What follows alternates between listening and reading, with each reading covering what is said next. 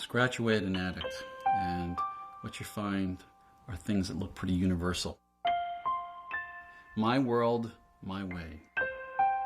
I want to manage my world, my emotions, my own way, apart from God.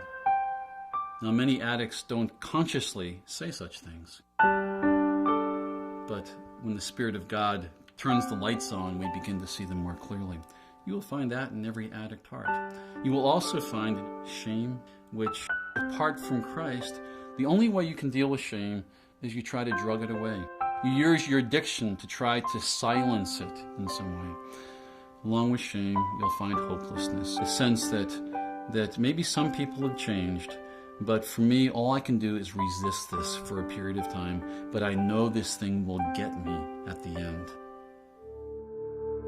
So as we walk along with those who struggle with addiction, we find that people are powerless.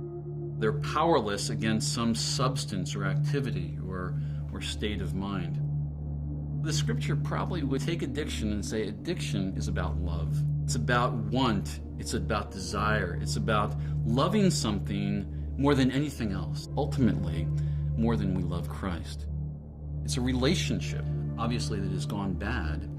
And here's the curiosity with addiction. Even when it goes bad, there is that apparent irrationality that we're all familiar with, where we still want it. I am enslaved by this thing that I hate. And I see the horrible consequences on work, on family, on health, and I hate it. On the other hand, there's the voluntary. But I still love this. But I have nothing to replace it with. But if I lose this thing that I love, where will I be? My life will be even more hopeless than it is right now.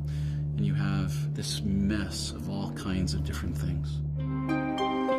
Scripture offers a number of pictures for how we think of the battle with addictions. Here it is. Here's this crossroad. And the crossroad will lead toward the darkness or it will lead toward the light. The curious question is, but why do we instinctively go to the darkness? When darkness is about death, darkness is about isolation, darkness is about shame, darkness is about humiliation.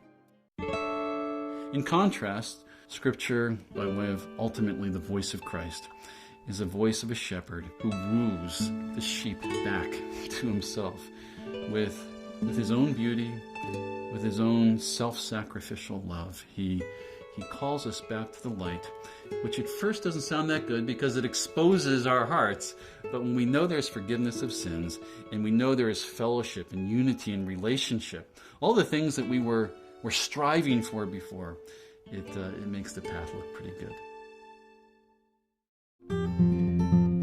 My hope with the curriculum is this can be something that can immediately be incorporated into pre-existing addictions groups.